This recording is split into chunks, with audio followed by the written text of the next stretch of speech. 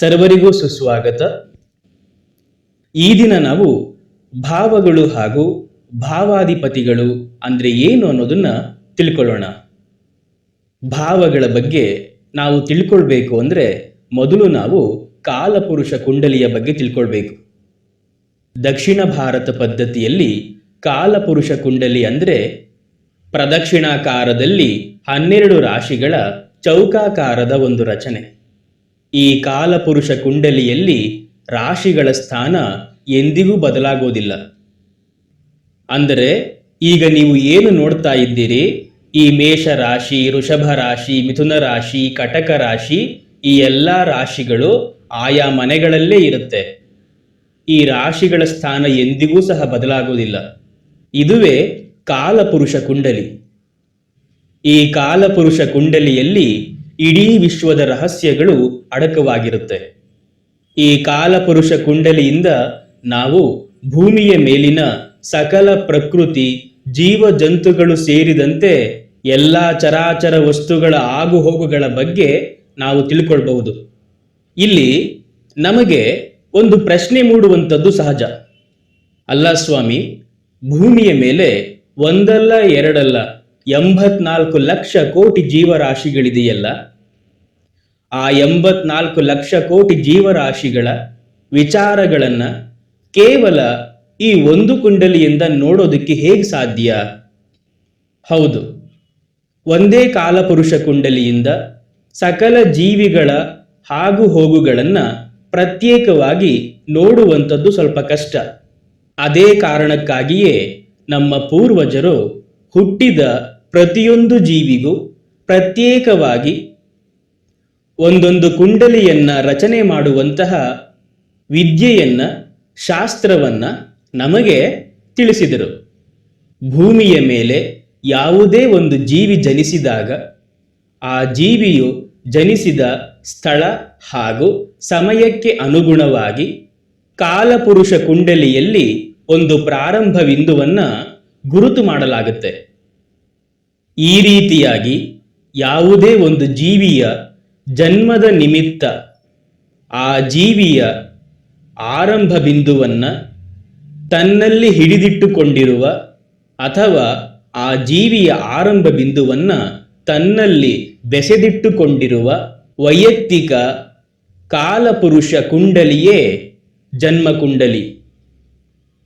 ಈ ಹಿಡಿದಿಟ್ಟುಕೊಂಡಿರುವಂಥದ್ದು, ಬೆಸೆದಿಟ್ಟುಕೊಂಡಿರುವಂಥದ್ದು ಅಥವಾ ಅಂಟಿಕೊಂಡಿರುವಂಥದ್ದು, ಈ ರೀತಿಯ ಪದಗಳಿಗೆ ಸಂಸ್ಕೃತದಲ್ಲಿ ಒಂದು ಪರ್ಯಾಯ ಪದ ಇದೆ, ಅದುವೇ ಲಗ್ನ. ಇದೇ ಕಾರಣಕ್ಕಾಗಿ ನಾವು ಜನ್ಮ ಕುಂಡಲಿಯನ್ನ ಲಗ್ನ ಕುಂಡಲಿ ಅಂತಲೂ ಸಹ ಕರಿತೇವೆ.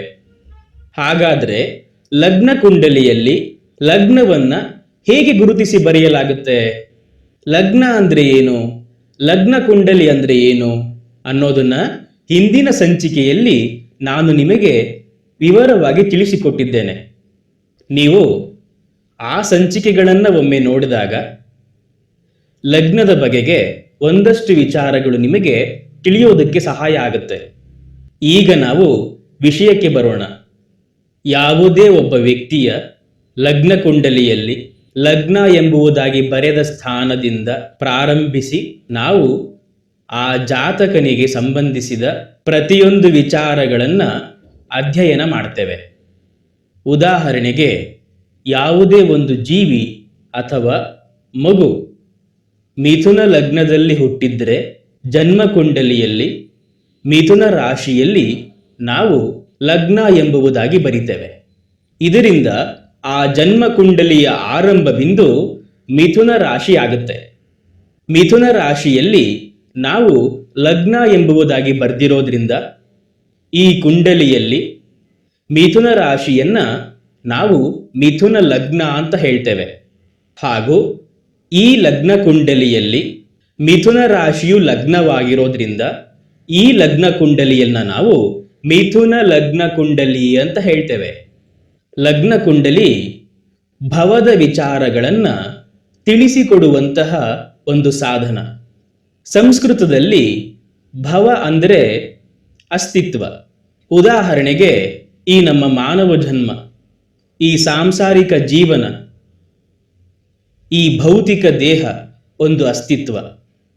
ಯಾವುದೇ ಒಂದು ಲಗ್ನ ಕುಂಡಲಿ ಲಗ್ನ ಸ್ಥಾನವನ್ನೂ ಸೇರಿದಂತೆ 12 ರಾಶಿಗಳನ್ನು ಒಳಗೊಂಡಿದ್ದು ಯಾವುದೇ ಒಬ್ಬ ಜಾತಕನ ಅಥವಾ ಯಾವುದೇ ಒಂದು ಅಸ್ತಿತ್ವದ ಅಂದರೆ ಭವದ ವಿಚಾರಗಳನ್ನು ತಿಳಿಸೋದ್ರಿಂದ ಈ ಲಗ್ನ ಕುಂಡಲಿಯ 12 ಮನೆಗಳನ್ನು ನಾವು 12 ಭಾವಗಳು ಅಂತ ಹೇಳ್ತೇವೆ.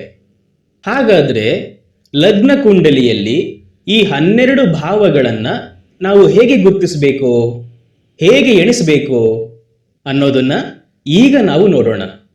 ಯಾವುದೇ ಒಂದು ಕುಂಡಲಿಯಲ್ಲಿ ಲಗ್ನ ಎಂಬುದಾಗಿ ಬರೆದಿರುವಂತಹ ಮನೆ ಅದು ಲಗ್ನ ಕುಂಡಲಿಯ 1ನೇ ಭಾವ, ಮೊದಲನೇ ಭಾವ ಆಗಿರುತ್ತೆ. ಲಗ್ನ ಭಾವದ ಮುಂದಿನ ಮನೆ ಲಗ್ನ ಕುಂಡಲಿಯ 2ನೇ ಭಾವ ಆಗಿರುತ್ತೆ.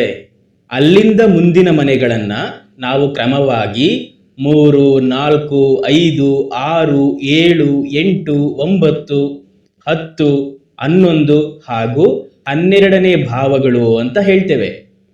ಉದಾಹರಣೆಗೆ ನಿಮ್ಮದು ವೃಷಭ ಲಗ್ನ ಕುಂಡಲಿ ಆಗಿದ್ರೆ, ಅರ್ಥ ನೀವು ವೃಷಭ ಲಗ್ನದಲ್ಲಿ ಹುಟ್ಟಿದ್ರೆ ನಿಮ್ಮ ಕುಂಡಲಿ ವೃಷಭ ಲಗ್ನ ಕುಂಡಲಿ ಆಗಿರುತ್ತೆ. ನಿಮ್ಮ ಕುಂಡಲಿಯಲ್ಲಿ ವೃಷಭ ರಾಶಿಯಲ್ಲಿ ಲಗ್ನ ಎಂಬುದಾಗಿ ಬರೆದಿರುತ್ತೆ. ಲಗ್ನ ಎಂಬುದಾಗಿ ಬರೆದಿರುವಂತಹ ಆ ಮನೆ ನಿಮ್ಮ ಲಗ್ನ ಕುಂಡಲಿಯಲ್ಲಿ ಮೊದಲನೇ ಭಾವ ಆಗಿರುತ್ತೆ. ಲಗ್ನ ಭಾವದ ಮುಂದಿನ ಮನೆ ಲಗ್ನ ಕುಂಡಲಿಯ 2ನೇ ಭಾವ ಆಗಿರುತ್ತೆ. ಅಲ್ಲಿಂದ ಮುಂದಿನ ಮನೆಗಳನ್ನು ನಾವು ಕ್ರಮವಾಗಿ 3ನೇ ಭಾವ, 4ನೇ ಭಾವ, 5ನೇ ಭಾವ, 6ನೇ ಭಾವ, 7ನೇ ಭಾವ, 8ನೇ ಭಾವ, 9ನೇ ಭಾವ, 10ನೇ ಭಾವ, 11ನೇ ಭಾವ ಹಾಗೂ 12ನೇ ಭಾವಗಳು ಅಂತ ಹೆಸರಿಸ್ತೇವೆ. ಈಗ ಮತ್ತೊಂದು ಉದಾಹರಣೆಯನ್ನು ನೋಡೋಣ. ಉದಾಹರಣೆಗೆ ನಿಮ್ಮದು ಕುಂಭಲಗ್ನ ಕುಂಡಲಿ ಆಗಿದ್ರೆ ಲಗ್ನ ಎಂಬುದಾಗಿ ಬರೆದಂತಹ ಆ ಮನೆ ಲಗ್ನ ಕುಂಡಲಿಯ ಮೊದಲನೇ ಭಾವ ಆಗಿರುತ್ತೆ. ಲಗ್ನ ಭಾವದ ಮುಂದಿನ ಭಾವ 2ನೇ ಭಾವ ಆಗಿರುತ್ತೆ. ಅಲ್ಲಿಂದ ಮುಂದಿನ ಮನೆಗಳನ್ನು ನಾವು ಕ್ರಮವಾಗಿ 3, 4, 5, 6, 7, 8, 9, 10, 11 ಹಾಗೂ 12ನೇ ಭಾವಗಳು ಅಂತ ಗುರುತಿಸ್ತೇವೆ. ಇದು ಲಗ್ನ ಕುಂಡಲಿಯಲ್ಲಿ ಭಾವಗಳನ್ನು ಎಣಿಸುವ ಪದ್ಧತಿ. ಗಮನಿಸಿ, ಜ್ಯೋತಿಷ ಶಾಸ್ತ್ರದಲ್ಲಿ ಯಾವ ರೀತಿಯಾಗಿ 12 ರಾಶಿಗಳಿಗೆ ಅಧಿಪತಿಗಳಿರುತ್ತಾರೆಯೋ ಅದೇ ರೀತಿಯಾಗಿ ಲಗ್ನ ಕುಂಡಲಿಯಲ್ಲಿ 12 ಭಾವಗಳಿಗೂ ಒಬ್ಬೊಬ್ಬ ಅಧಿಪತಿ ಇರ್ತಾರೆ. ಅದನ್ನ ನಾವು ಹೇಗೆ ಗುರುತಿಸೋದು ನೋಡಿ. ಯಾವುದೇ ಒಂದು ಲಗ್ನ ಕುಂಡಲಿಯಲ್ಲಿ ಯಾವ ಯಾವ ಭಾವಗಳಲ್ಲಿ ಯಾವ ಯಾವ ರಾಶಿಗಳು ಇದೆಯೋ ಆಯಾ ರಾಶಿಗಳ ಅಧಿಪತಿಗಳೇ ಆಯಾ ಭಾವಗಳ ಅಧಿಪತಿಗಳಾಗಿರ್ತಾರೆ.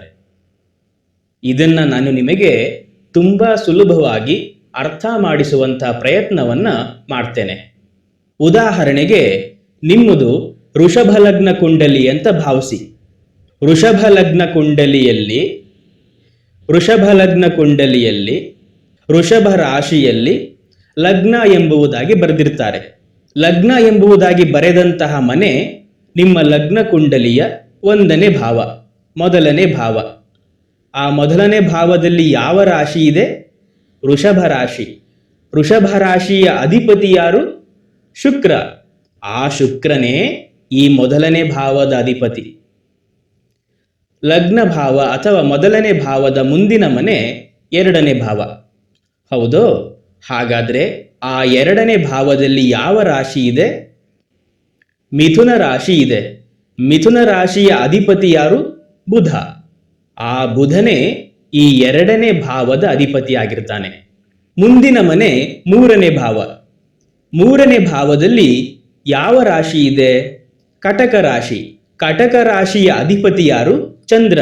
ಆ ಚಂದ್ರನೇ ಈ 3ನೇ ಭಾವದ ಅಧಿಪತಿ.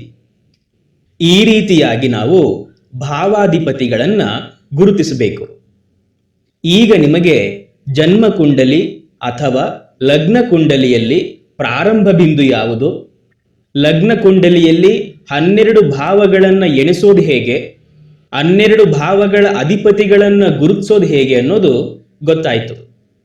ಹಾಗಾದ್ರೆ ಲಗ್ನ ಕುಂಡಲಿಯ ಈ 12 ಭಾವಗಳು ಯಾವುದೇ ಒಂದು ಅಸ್ತಿತ್ವದ ಅಥವಾ ಯಾವುದೇ ಒಬ್ಬ ಮನುಷ್ಯನ ಸಕಲ ವಿಚಾರಗಳನ್ನ ತಿಳಿಯಪಡಿಸುತ್ತೆ ಅನ್ನೋ ಹಾಗಿದ್ರೆ ಜನ್ಮ ಕುಂಡಲಿಯ ಯಾವ ಯಾವ ಭಾವಗಳು ಮನುಷ್ಯನ ಯಾವ ಯಾವ ವಿಚಾರಗಳನ್ನ ತಿಳಿಯಪಡಿಸುತ್ತೆ? ಈ 12 ಭಾವಗಳಿಗೆ ಏನಾದರೂ ಪ್ರತ್ಯೇಕವಾಗಿ ಹೆಸರುಗಳಿದೆಯಾ? ಈ ಎಲ್ಲ ವಿಚಾರಗಳನ್ನ ನಾವು ಮುಂದಿನ ಸಂಚಿಕೆಯಲ್ಲಿ ತಿಳ್ಕೊಳ್ಳೋಣ. ಇದಿಷ್ಟು ಭಾವಗಳು ಹಾಗೂ ಭಾವಾಧಿಪತಿಗಳಿಗೆ ಸಂಬಂಧಿಸಿದ ಹಾಗೆ ಒಂದಷ್ಟು ವಿಚಾರಗಳು. ಕೃಷ್ಣಾರ್ಪಣಂ.